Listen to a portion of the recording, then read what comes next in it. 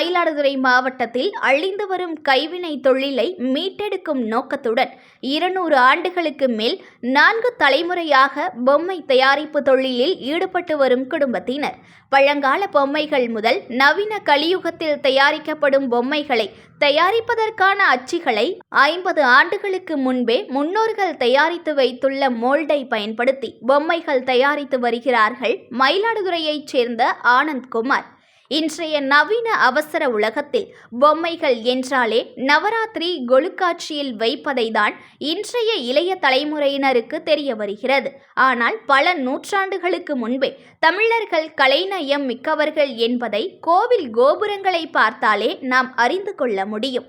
அதனால்தான் தமிழகத்தில் உள்ள கோவில்கள் சிற்பங்களை அறிந்து கொள்வதற்காகவே வெளிநாட்டினர் சுற்றுலாவாக வந்து பார்த்து சென்று நமது கலைகளை அவர்கள் கற்றுக்கொண்டு செல்கின்றனர். இந்நிலையில் மயிலாடுதுறை தரங்கம்பாடி சாலையில் முருகேசன் கலைக்கூடத்தை நடத்தி வரும் ஆனந்த்குமார் 4வது தலைமுறையாக இந்த தொழிலை செய்து வருகிறார். இவரது அப்பா, தாத்தா, கொள்ளு தாத்தா என்று நூற்றாண்டுகளுக்கு முன்பே சுவாமி பொம்மைகள், சிற்பங்களை மண் சிலையில் தயாரிப்பதற்கு அதற்கான மோல்ட் பிளாஸ்டோபேரில் என்ற மெட்ரியரில் கல்நார்மலையில் இருந்து மாவு எடுத்து இந்த மோல்டுகளை தயார் செய்து வைத்துள்ளனர். ஒவ்வொரு மோல்டிலும் ஒரு குறிப்பிட்ட அளவிற்கு மட்டுமே பொம்மைகளை வடிவமைக்க முடியும். அப்படி செய்தால்தான் அதற்கான அழகு குறையாமல் நன்றாக வரும். வருங்கால சந்ததியினர் வாழும் அறநெறி முறைகளை குறித்து திருவள்ளுவர் திருக்குறள் என்னும் நூலை எழுதி நமக்கு அளித்தார். தற்போதைய மனிதர்களின் வாழ்வியல் நடைமுறைகளை நூற்றாண்டுகளுக்கு முன்பே மோல்டுகளை தயார் செய்து வைத்துள்ளனர்.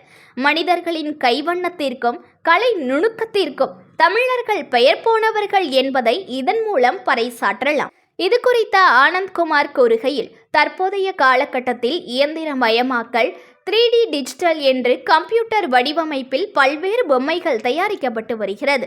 ஆனால் நூற்றாண்டுகளுக்கு முன்பே தற்போதைய கலியுகத்தில் மனிதர்கள் எவ்வாறு இருப்பார்கள், எப்படி நடந்து கொள்வார்கள், வருங்காலங்களில் கலாச்சாரம், தொழில்களின் வரைமுறைகள், மனிதனின் ஆடைகள், கலாச்சார மாற்றம் ஆகியவற்றை வடிவமைப்புகள் குறித்து அறிந்து மோல்டு தயார் செய்தும் திருமண வைபவங்களில் பொம்மைகள் கொண்டு அலங்காரம் செய்யும் நுணுக்கங்கள் ஆகியவற்றிற்கான மோல்டுகளை தனது மூதாதையர்கள் தயார் செய்து வைத்துள்ளனர்.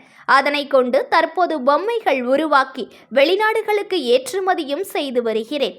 அழிந்து வரும் பொம்மை தயாரிக்கும் கலையை இன்றைய தலைமுறையினருக்கு கற்றுக் கொடுக்க வேண்டும் என்றும் அந்த கலை பாதுகாக்கப்பட வேண்டும். பள்ளி, கல்லூரிகளில் கலைகளை இலவசமாக கற்றுக் கொடுக்க வேண்டும் என்ற ஆர்வமும் எனக்கு உள்ளது.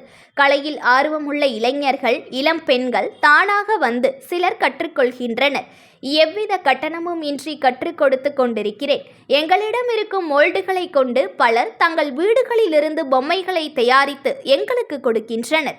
அரசு ஊக்குவித்தால் அரசு பள்ளிகள் மற்றும் கல்லூரிகளில் மாதம் ஒரு முறை வாய்ப்பு கொடுத்தால் இந்த கலையை பாதுகாத்து இந்த கலையை இன்றைய இளைய தலைமுறையினருக்கு கற்றுக் கொடுக்க தயாராக உள்ளேன் என தெரிவித்துள்ளார். News1 தமிழை லைக் பண்ணுங்க, கமெண்ட் பண்ணுங்க, ஷேர் பண்ணுங்க, மறக்காம சப்ஸ்கிரைப் பண்ணுங்க.